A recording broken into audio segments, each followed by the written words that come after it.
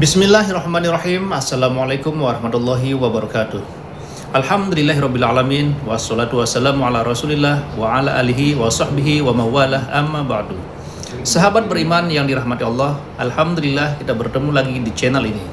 Pada kesempatan yang berbahagia ini, mari sejenak kita luangkan waktu kita untuk bersama-sama menyimak kajian yang akan disampaikan oleh guru kita. Tentunya banyak sekali ilmu, hikmah, dan manfaat yang bisa kita jadikan pelajaran dalam kehidupan kita sehari-hari.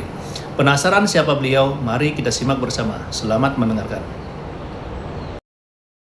Saudara-saudara kaum muslimin rahimakumullah,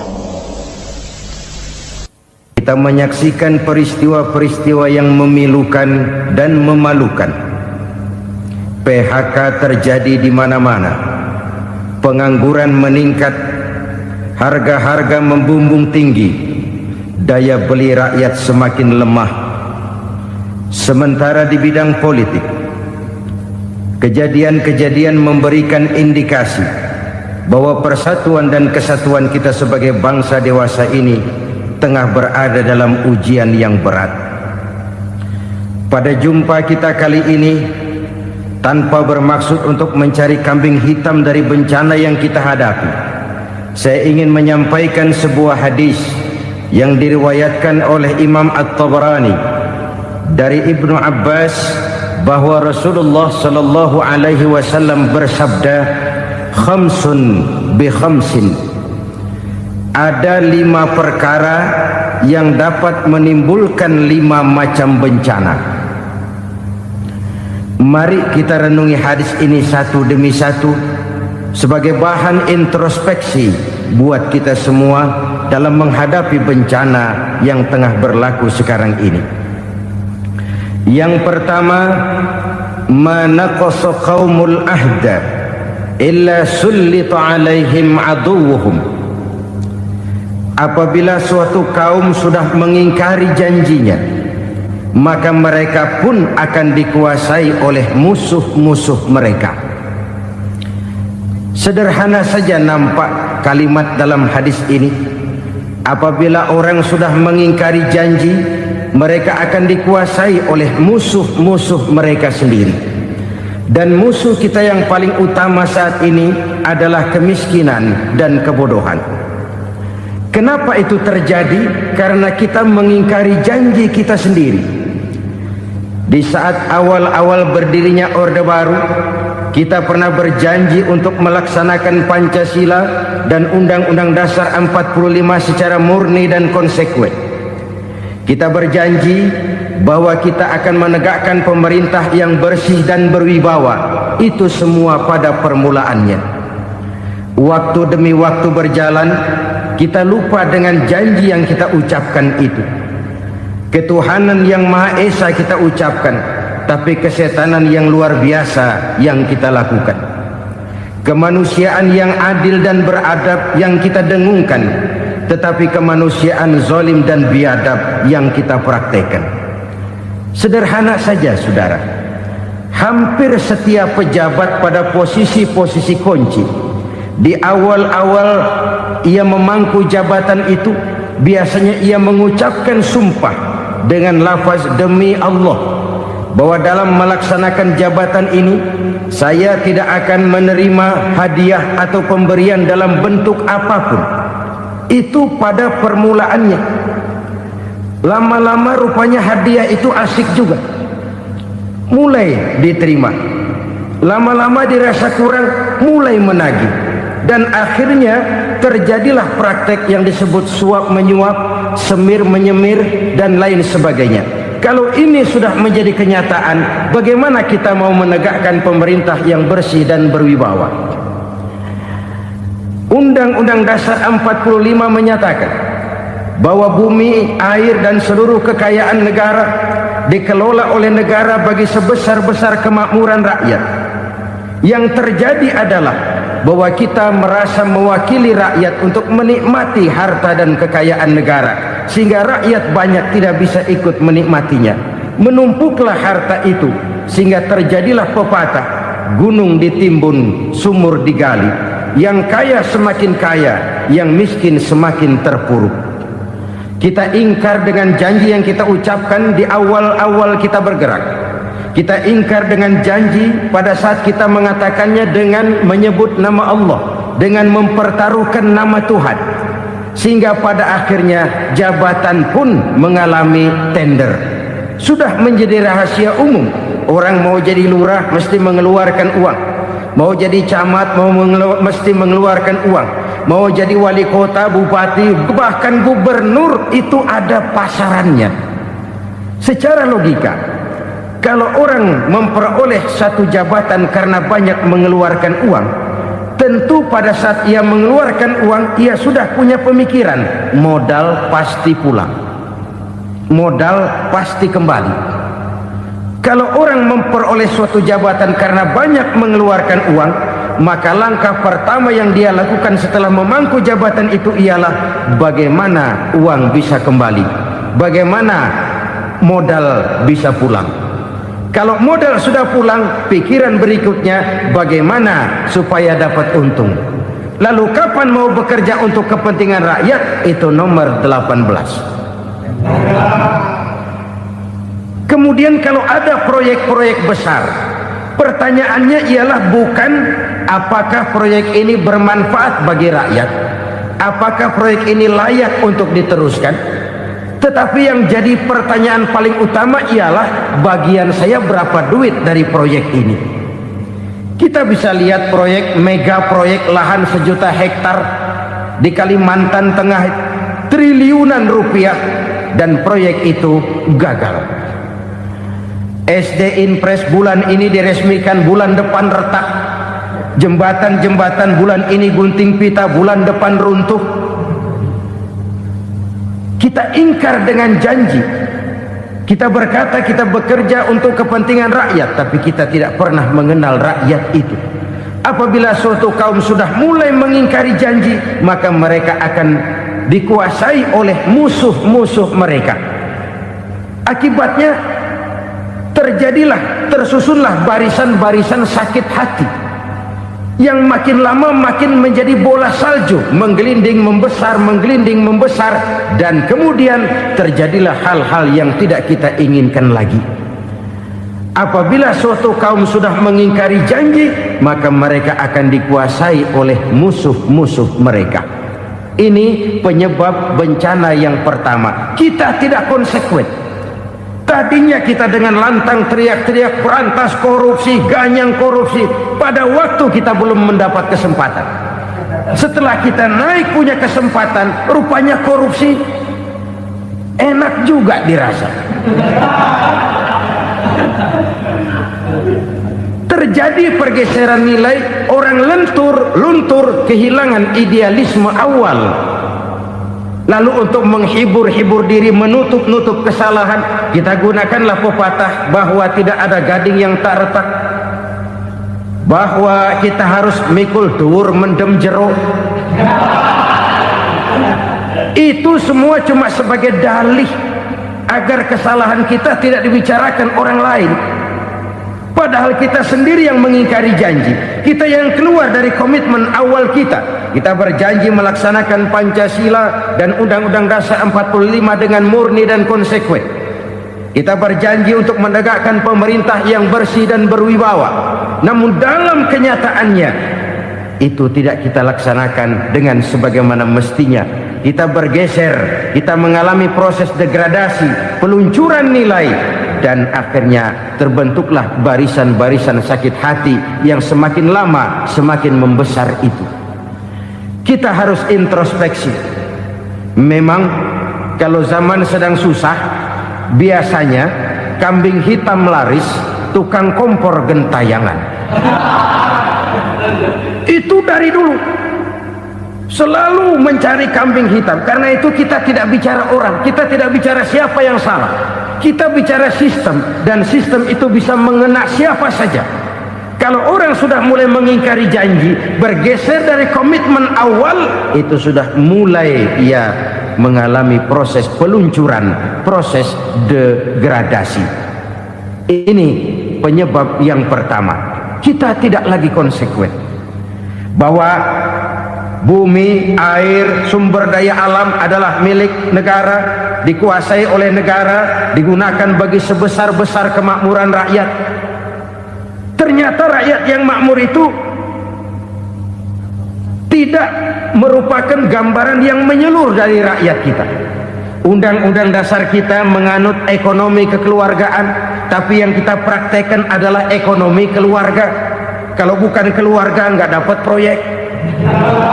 Kalau bukan keluarga nggak dapat macam-macam. Kekeluargaan kita rubah menjadi keluarga, timbullah penyakit nepotisme. Kita bergeser, kita ingkari janji, dan kita anggap kita atasnamakan rakyat. Rakyat cuma sekedar jadi address, rakyat cuma sekedar jadi alamat, tetapi kehidupan mereka tidak banyak berubah dan tidak banyak terangkat. Kaum muslimin rahimakumullah, ini penyakit yang pertama, penyebab bencana yang pertama. Yang kedua kata Nabi, wa ma hakamu bighairi ma anzalallah, apabila hukum yang diterapkan sudah tidak lagi bersumber dari hukum Allah, illa fasha fihimul faqru, maka akan bertebaranlah kemiskinan di mana-mana. Ini artinya apa? Apabila hukum tinggal sebuah stempel, apabila hukum sudah diatur menurut kepentingan, apabila hukum sudah tidak lagi ditegakkan secara adil, maka kemiskinan merambah di mana-mana. Hukum diatur menurut selera orang yang sedang berkuasa, maka yang benar bisa jadi salah, yang salah bisa jadi benar. Hukum dalam kenyataan hidup berlaku seperti pisau. Pisau itu kan saudara lihat, yang namanya pisau dimanapun itu tajamnya ke bawah, ke atas tumpul. Kalau hukum itu, kalau untuk rakyat, hukum itu tajam bukan main, cepat sekali dilaksanakan. Tapi giliran menengah ke atas, yang gedean dikit berbuat salah, hukum tumpul. Hukum pura-pura tidak dengar, akibatnya terluka rasa keadilan rakyat. Satu kasus rakyat diam, dua kasus rakyat diam, tiga kasus rakyat diam, kasus terakumulasi di hati rakyat, luka rasa keadilan, dan itu menjadi sumber bencana. Penjarahan kita tidak setuju itu, tapi kita harus melihat kausalnya. Itu kan tidak berdiri sendiri, itu kan karena terlukanya rasa keadilan rakyat, melihat kesempatan ini tidak merata. Kalau rakyat ini yang ngajukan kredit ke bank, walaupun jumlahnya cuma jutaan, ratusan ribu, susahnya 17 setan.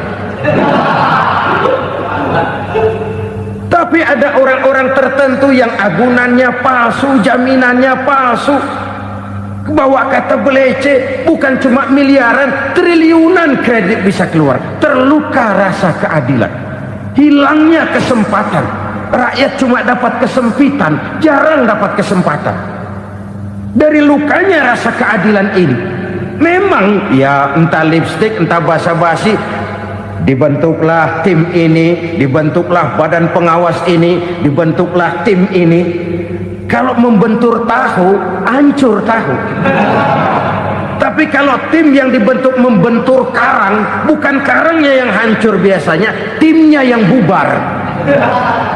Kenapa? Yang dibentur batu karang yang sangat keras.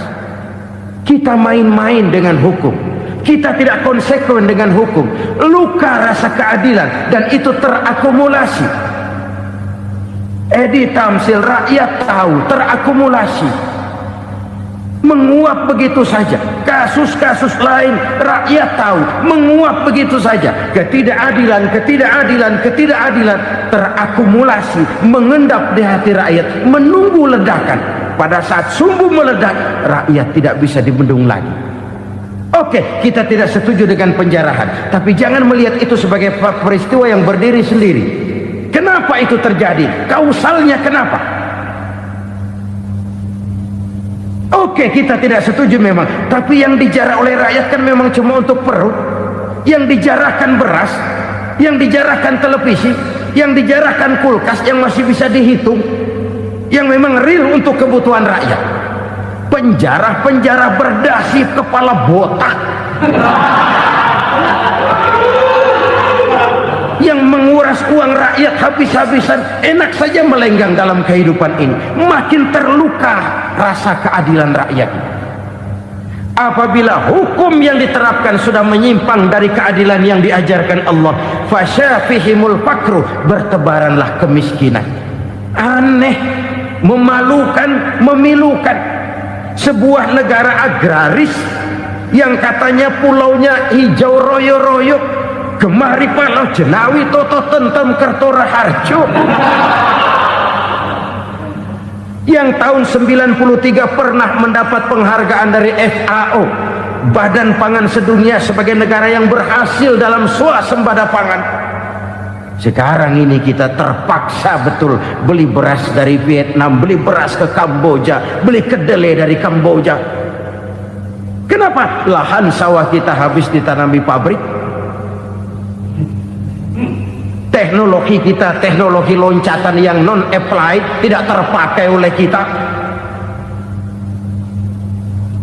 Lantas lahan yang tidak bisa kita tanami, kita paksakan lahan-lahan gambut menjadi tanah pertanian yang subur dengan biaya triliunan, dan kita gagal. Kita cari jarum dan kapak hilang. Kita mau jadi negara industri dengan loncatan teknologi yang maju, kita lupakan pola pijak kita sebagai negara agraris, dan akhirnya kita kecolongan. Lihatlah dewasa ini, rakyat kita antri sembako di mana-mana. Di sebuah negara agraris, ketidakadilan melahirkan kemiskinan, kemiskinan moral dan kemiskinan material. Kemiskinan moral, rakyat nggak percaya lagi sama pejabat. Rakyat mengalami krisis figur. Orang alah lu ngomong dah sama ember.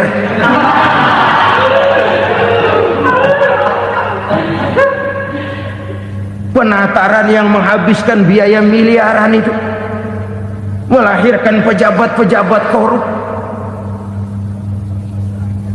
Pengawasan yang menghabiskan biaya miliaran itu ternyata impoten, mandul. Kemiskinan moral. Jujur saya berkata, saudara-saudara, setelah pintu reformasi dibuka, itu yang masuk memang macam-macam. Ada yang memang punya tujuan murni, konsekuen, dan punya konsep. Ada yang nunggu di tikungan, begitu mobil lewat nyamber pintu, berangkat ikut reformasi. Ada yang memanfaatkan momentum, mumpung, untuk nyampein unek-unek, ngerti nggak, pokoknya ngomong.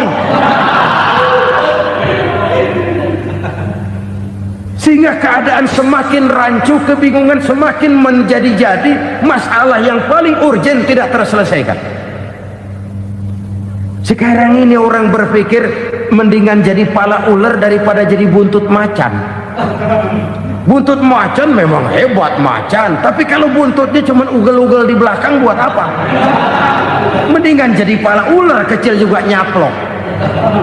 Artinya ya biar kecil juga kalau punya partai kan gagah. Lalu rame-rame bikin partai kayak bikin arisan. Orang makin mengalami dislokasi. Semua mau jadi pahlawan, semua mau nomor satu, semua ngomong iya kalau bidangnya, kalau bukan makin rancu. Marilah lewat kesempatan ini saya mengajak kita untuk tahu diri.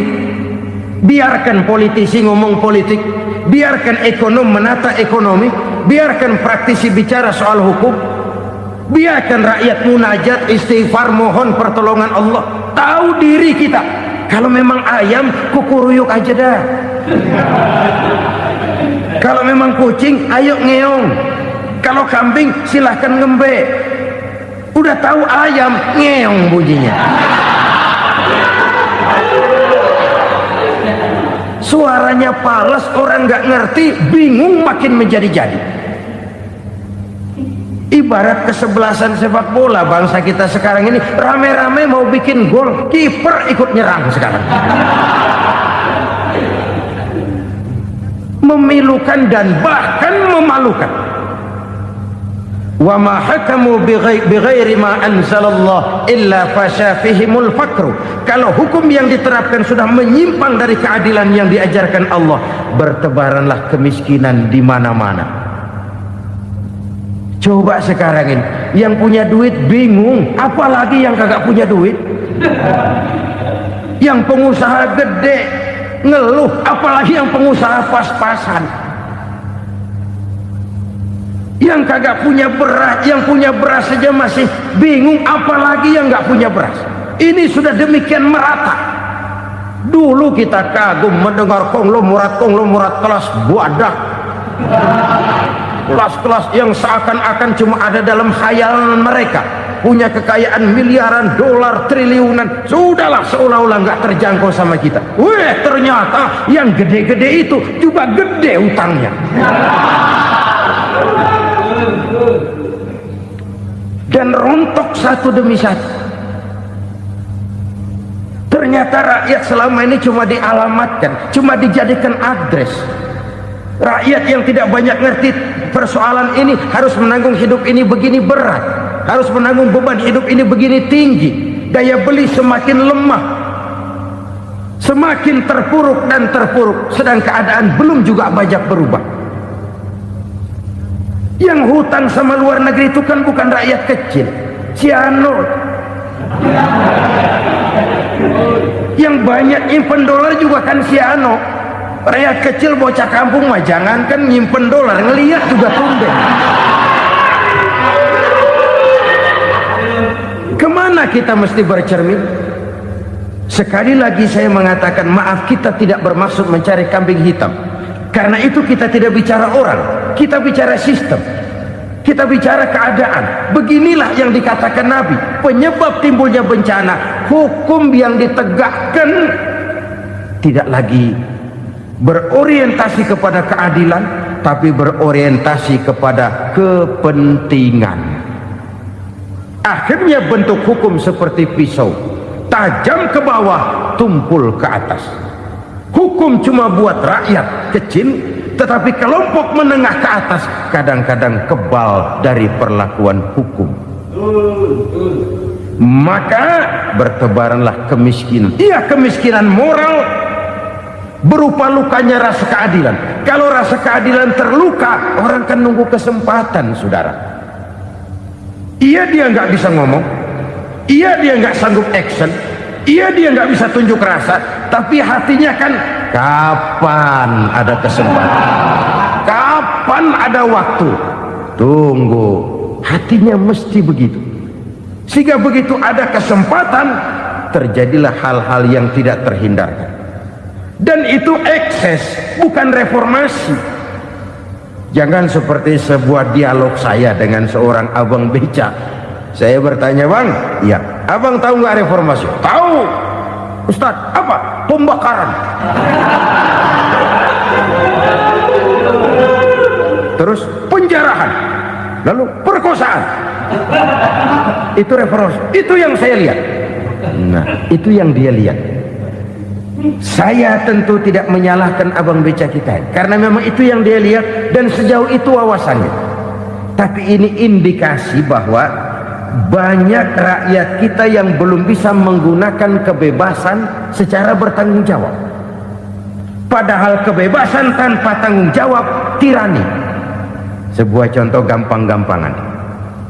Saya beli radio, saya setel di kamar saya, lalu saya bilang, ini radio gue. Yang beli gue, pakai duit gue setel di kamar gue, sekeras-kerasnya, gak ada urusan sama orang lain. Itu kata saya. Tetapi tetangga saya sebelah rumah kan boleh juga ngomong begitu. Kata tetangga saya, ini mata gue, yang ngantuk gue tidur di kamar gue, kenapa suara radio lu nyampe kemari?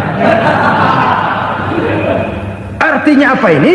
Kebebasan saya nyetel radio dibatasi oleh kebebasan tetangga saya yang mau tidur. Tidak ada kebebasan mutlak. Kebebasan mutlak tanpa tanggung jawab kembali akan melahirkan tirani, kembali akan melahirkan pemaksaan kehendak. Dan itu lagi-lagi bukan demokrasi.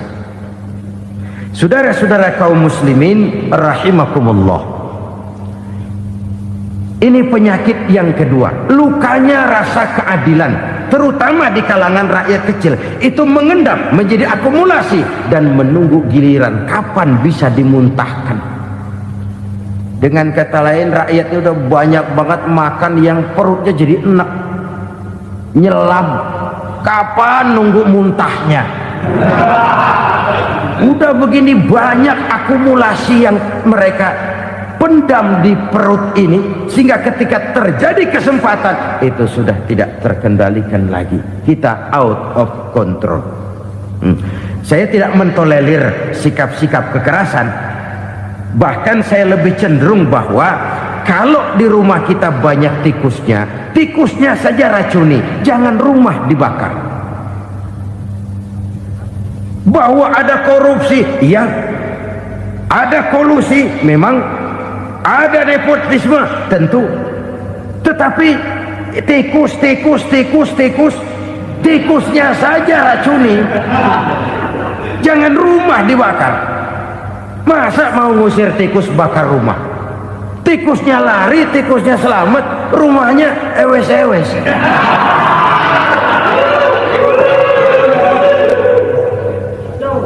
Tikus selamat, rumah nggak punya.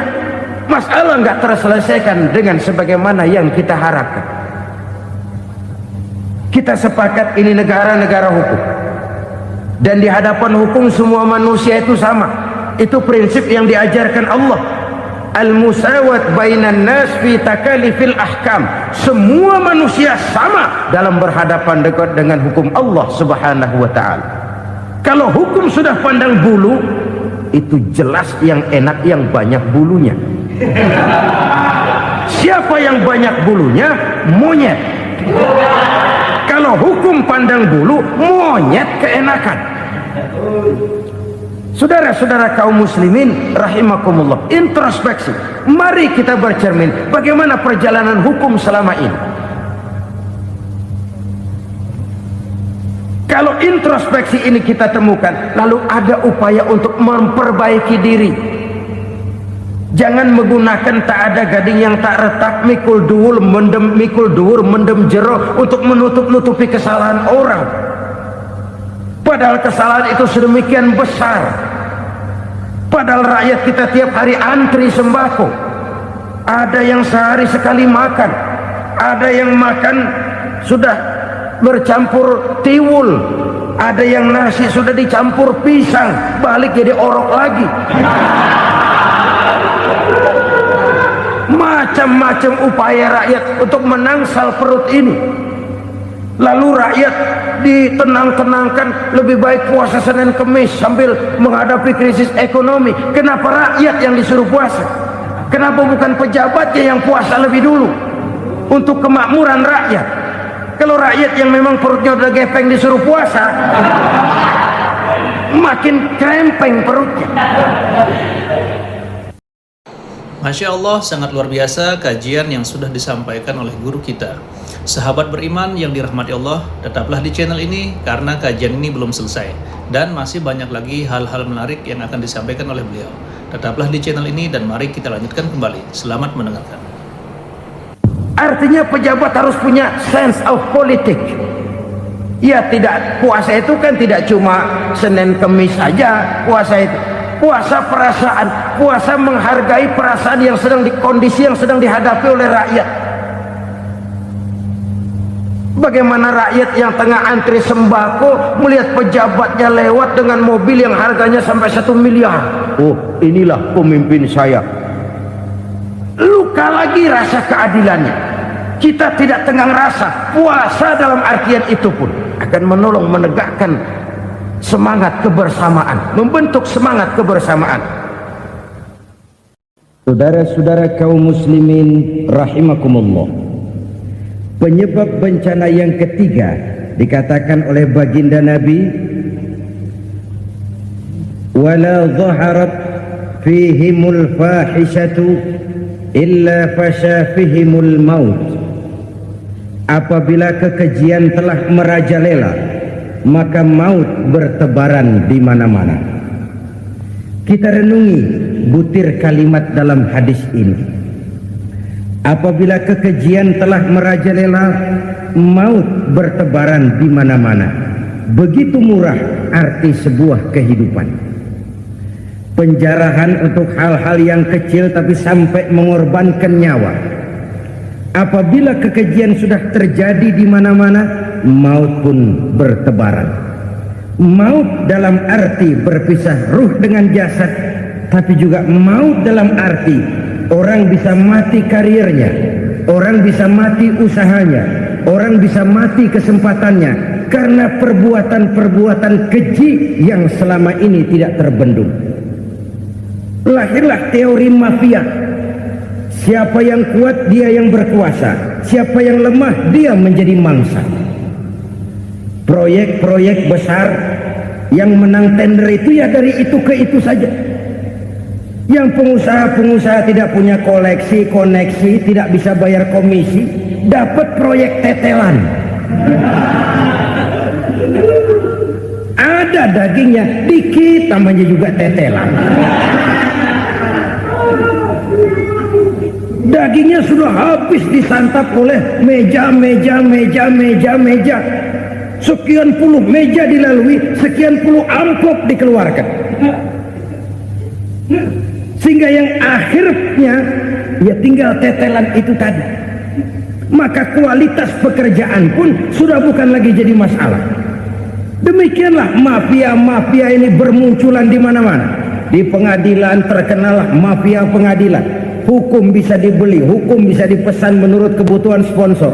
Mafia peradilan, mafia politik, mafia ekonomi, bahkan mafia agama yang menggunakan agama sebagai kedok, menggunakan agama sebagai dalih, menggunakan agama sebagai topeng untuk melancarkan maksud-maksud politiknya pun tidak tertutup kemungkinan.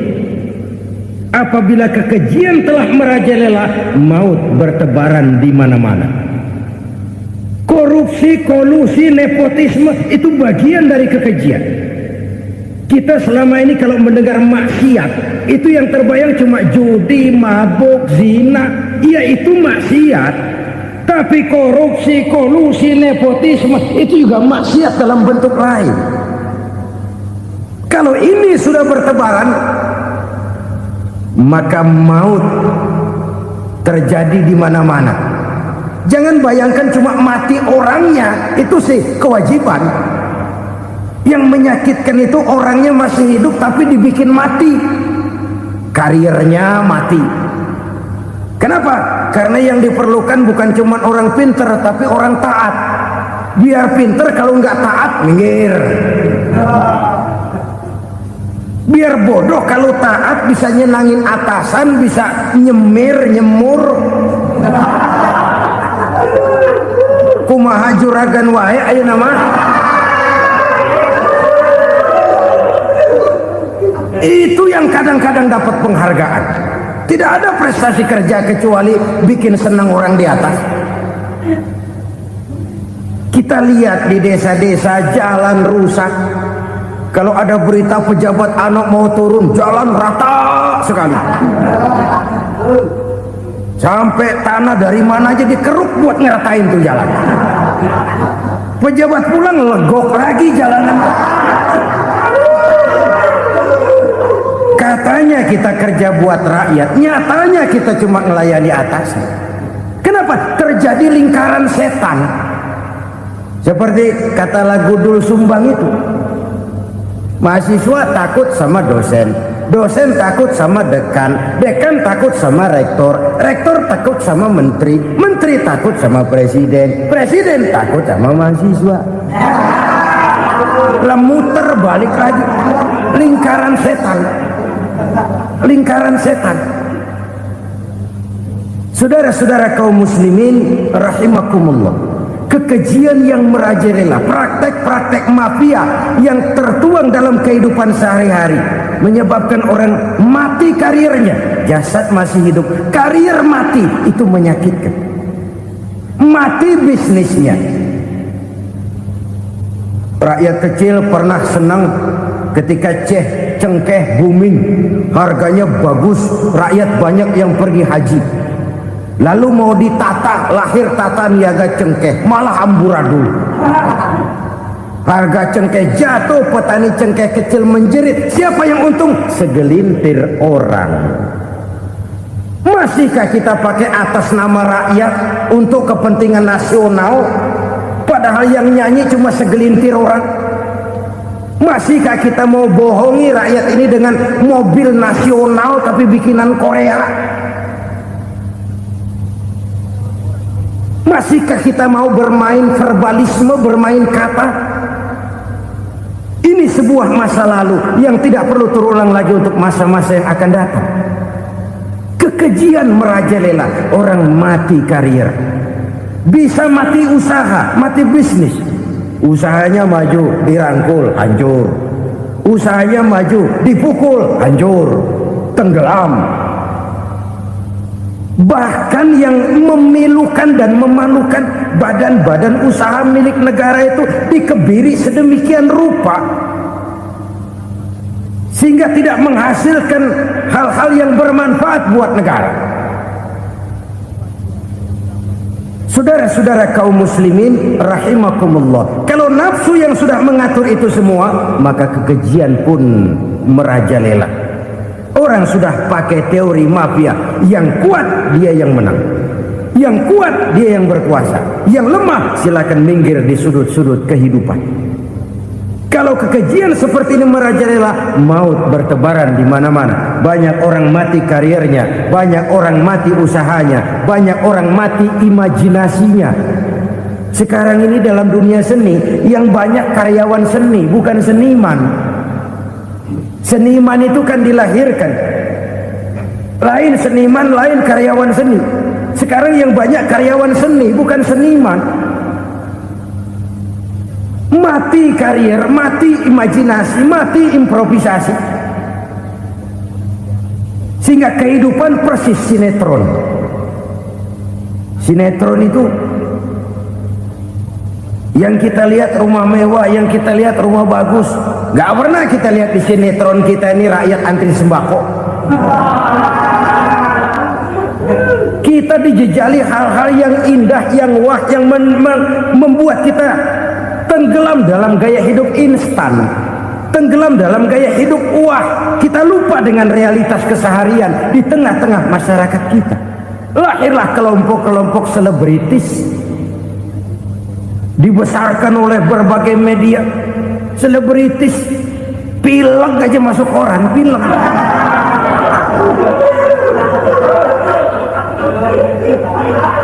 Rakyat yang pingsan antri beras nggak masuk koran. Rakyat yang semaput antri minyak nggak masuk koran. Selebritis panok masuk koran.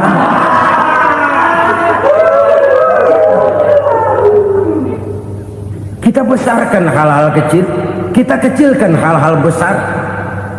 Kenapa? Kita mengejar oplak, kita profit oriented, tidak lagi berorientasi kepada realitas hidup yang kita hadapi ini. Kalau kekejian sudah merajalela, kata Nabi, maka maut bertebaran di mana-mana. Maut dalam artian maut, coba lihat sekarang begitu murah nyawa. Karena 1000 perak orang mau nusuk bunuh.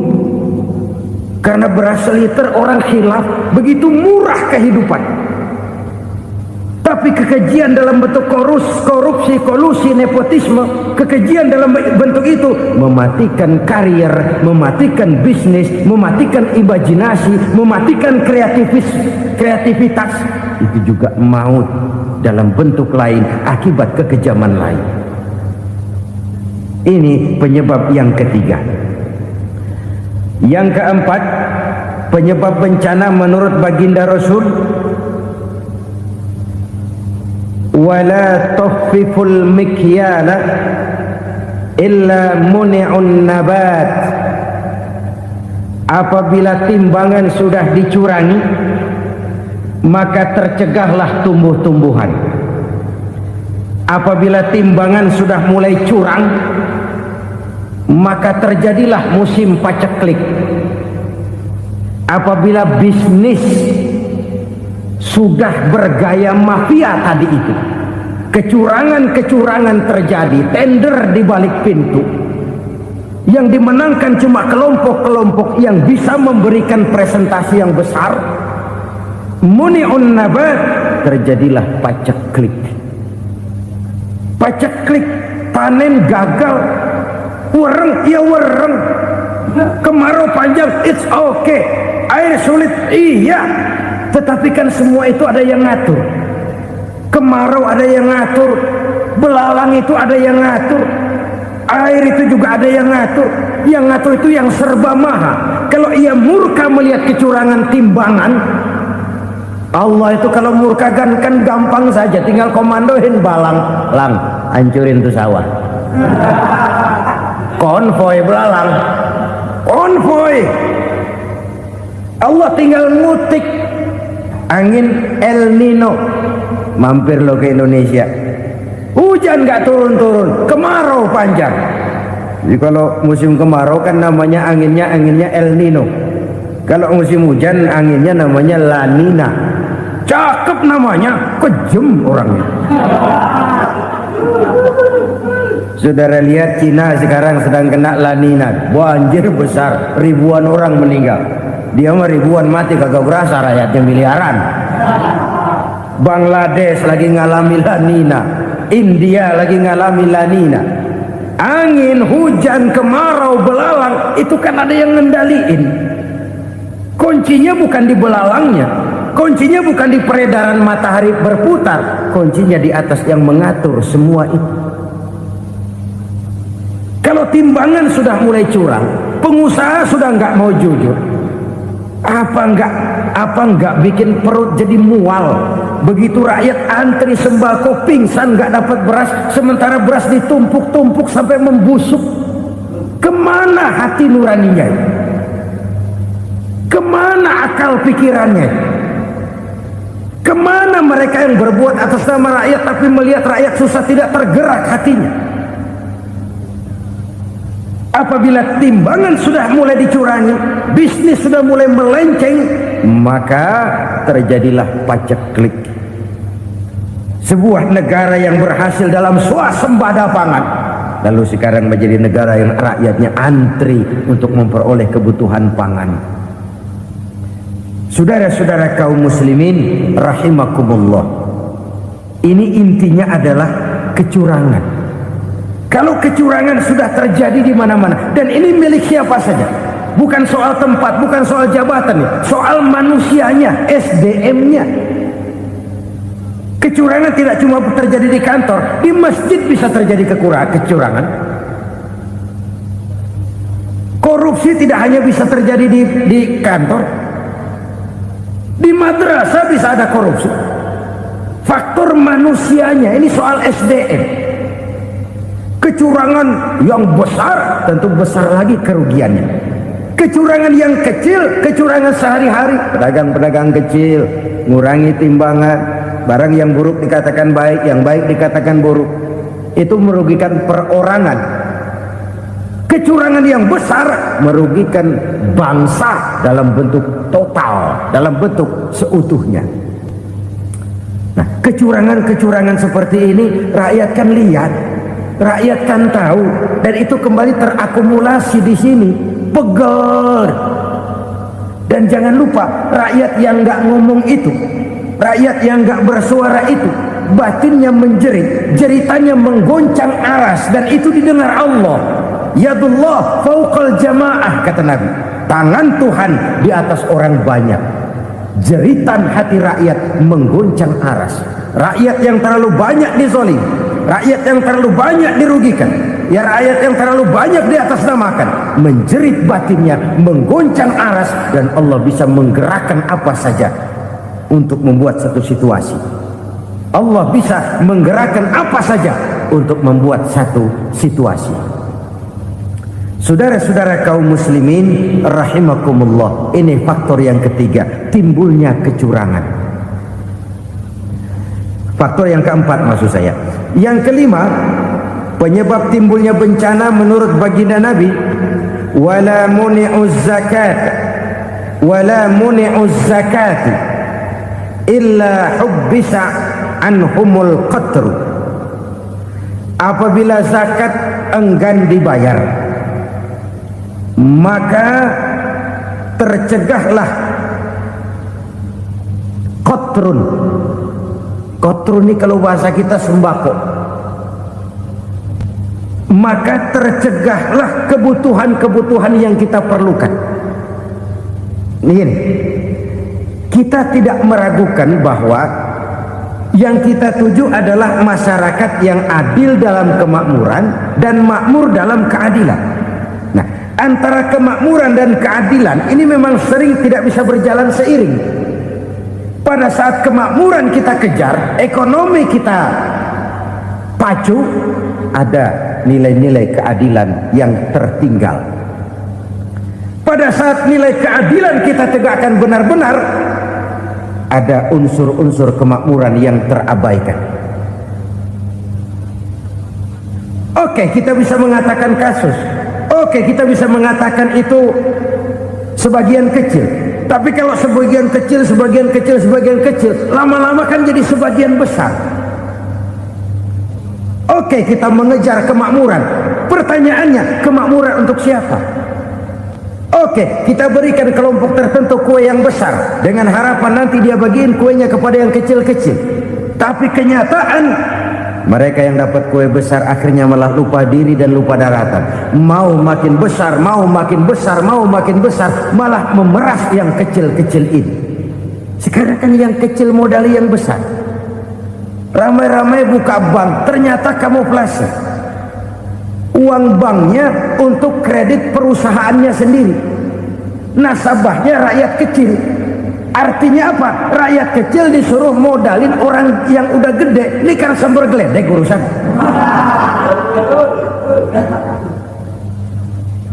Ini kan permainan apa lagi? Rakyat kecil suruh modali yang gede, nasabahnya rakyat kecil, kumpulkan uangnya di bank, kucurkan kredit kepada perusahaannya sendiri. Bukankah itu rakyat kecil suruh modali yang gede?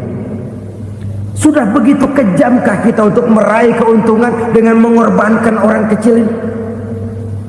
Sudah tidak bicara lagi kah nurani kita melihat penderitaan orang yang semakin susah ini? Kalau zakat enggan dibayar, padahal zakat 2,5% saja, 2,5% saja. Kalau itu pun enggan, kalau zakat saja enggan, bagaimana pula yang namanya sedekah, bagaimana pula yang namanya infak, bagaimana pula yang namanya santunan, bantuan. Kadang-kadang lipstick nyumbang si nyumbang, cuman nyolongnya lebih gede. Ini namanya sumbangan lipstick. Buat lipstick itu kan buat ngumpetin bibir pucat. Itu fungsi utama lipstick. Buat ngumpetin korupsinya, nyumbang kegiatan-kegiatan sosial, tapi yang dia korup lebih gede dari yang dia sumbangin. Lipstick kamuflase, nepu kata anak sekarang.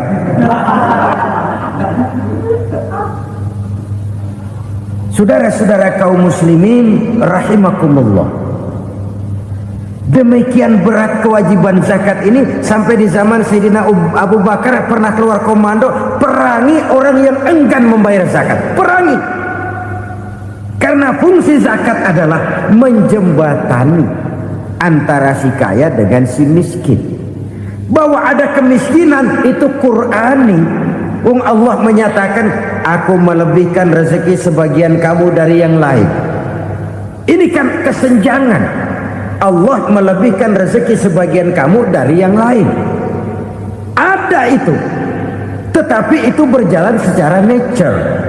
Nah, kalau direkayasa, yang kaya semakin kaya, yang miskin semakin terpuruk, yang sudah besar dapat proyek besar, yang kecil dapat tetelan. Ini kan rekayasa namanya. Kesenjangan yang direkayasa ini yang kita harus kikis.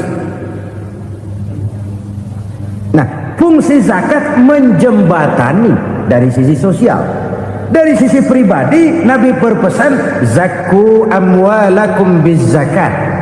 Bersihkan hartamu dengan zakat. Sekarang ada istilah nyuci uang. Uang hasil korupsi itu bisa dicuci, dijadikan uang bersih. Bukan pakai rinso, bukan. paket politiknya koruptor diolah sedemikian rupa sehingga jadi uang resmi. Sudah memutik, itu termasuk yang disebut kejahatan kerah putih, white collar crime, kejahatan kerah putih, kejahatan pakai dasi, kejahatan kelas kakap. Makanya orang mendingan goblok kagak bener daripada pinter kagak bener. Goblok kagak bener itu gampang ngurusinnya, pinter kagak bener ini yang berabe bener ngurusinnya.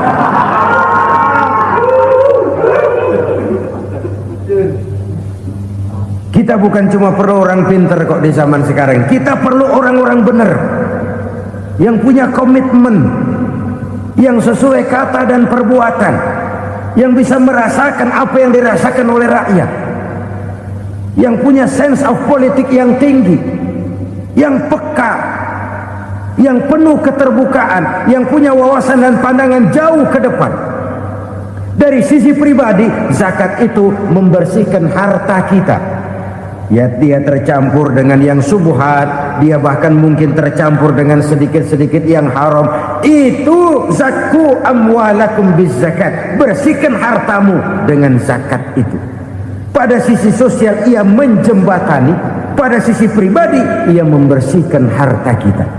Karena itu kalau kita minta berdoa minta rezeki, syarat rezeki itu halalan thayyiban wasi'an. Nggak pernah kurang dari 3 itu. Halal, bagus, banyak. Halal, bagus, tapi sedikit, susah ngaturnya. Halal, banyak, tapi kurang bagus, buat apaan? Bagus, banyak, tapi haram, enggak ada artinya. Sebab kata Imamul Ghazali, kalau kau terlalu suka memakan makanan yang haram, dikunyah masuk ke dalam perut besar, digiling oleh perut besar, menghasilkan energi, menggerakkan sel-sel pembuluh saraf, kau juga akan cenderung berpikir yang haram. Kalau sudah cenderung berpikir yang haram, perbuatan pun akan mengarah kepada perbuatan-perbuatan yang haram. Dulu waktu kelompok Jimbaran 200 konglomerat Indonesia kumpul, dihimbau supaya sekian persen kasih pengusaha-pengusaha lemah. Itu kan cuma sekedar belas kasihan, tidak banyak menolong keadaan. Dan bukan itu yang diperlukan pengusaha-pengusaha kecil. Yang diperlukan adalah berikan kami kesempatan seperti mereka dapat kesempatan. Berikan kami peluang seperti mereka juga dikasih peluang. Kalau cuma dikasih 100 juta, 200 juta hari ini, usaha kami nggak ada prospeknya, peluang kagak ada, kan sama juga bohong. Diceburin ke kali, disuruh berenang, tangan diikat, mendingan mampusin ketahuan. Ayo berenang, berlomba, tangan diikat, kaki diikat, sama saja nyuruh mati. Jadi jangan kasih ikannya, kasih kailnya. Yang diperlukan pengusaha kecil menengah ke bawah itu bukan cuma sekedar belas kasih dari konglomerat-konglomerat besar. Berikan kami peluang seperti mereka juga dapat peluang. Berikan kami kesempatan seperti mereka dapat kesempatan. Berikan kami kredit dengan kemudahan seperti mereka juga kalau minta kredit begitu mudahnya. Menciptakan peluang dan kesempatan, pemerataan. Bukan menciptakan manusia Indonesia dengan standar ekonomi yang sama. Semua rumahnya harus sama, semua punya mobil. Itu sih kebersamaan bebek. Bebek, coba lihat bebek. Satu ngalor semua. Satu ngidul semua. Kebersamaan bukan itu. Kebersamaan adalah menciptakan peluang. Kalau yang kaya bisa semakin kaya, kenapa yang miskin tidak bisa ikut naik jadi sedikit kaya? Kalau pengusaha yang sudah kuat bisa bertambah menjadi kuat dengan proyek mega proyek, kenapa yang menengah tidak bisa ikut menjadi kuat? Dan kenapa kekejian itu merajalela? Kita dengar lewat berita-berita PLN tekor, PLN utang, Kenapa? Dia beli listrik dari swasta yang belinya lebih mahal daripada penjualannya. Artinya dia beli itu listrik dari perusahaan listrik swasta, dia jual kepada rakyat lagi. Harga jualnya lebih murah daripada dia beli kepada swasta. Kenapa? Ada tekanan lagi tuh. Biasa siklus lagi. Hukum Boyle. Atas neken paling bawah gepeng. Ya kita nih rakyat kecil, emang nasibnya gepeng-gepeng terus. Saudara-saudara kaum muslimin rahimakumullah, dari 5 penyebab bencana ini kita ambil kesimpulan untuk sebuah renungan dan introspeksi kita bersama. Pertama, mengingkari janji, padahal janji itu yang lebih tinggi nilainya adalah di hadapan Allah Subhanahu wa taala. Baik wakil-wakil rakyat di parlemen maupun pemimpin-pemimpin rakyat di dalam kabinet, apabila memangku suatu jabatan, selalu mereka mengawali dengan sumpah, dan sumpah itu dimulai dengan demi Allah. Sadarkah kita pada saat itu kita ucapkan bahwa kita sudah mempertaruhkan Allah untuk jabatan yang kita pegang? Kita sudah mempertaruhkan nama Allah untuk posisi yang dipercayakan kepada kita. Sadarkah kita bahwa menyia-nyiakan itu satu dosa yang sangat besar, yang tidak hanya kepada Allah tetapi juga kepada rakyat yang kita wakili, kepada rakyat yang kita pimpin. Alhamdulillahirrabbilalamin. Demikianlah kajian penuh ilmu, hikmah, dan manfaat yang sudah kita dengarkan bersama dari guru kita.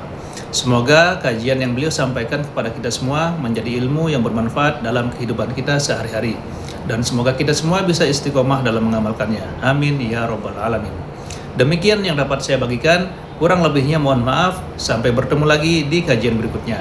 Wabillahi taufiq wal hidayah, waridha wal inayah. Wassalamualaikum warahmatullahi wabarakatuh. Setelah kita mendengarkan bersama kajian yang sangat luar biasa dari guru kita, sekarang mari kita lanjutkan aktivitas kita masing-masing.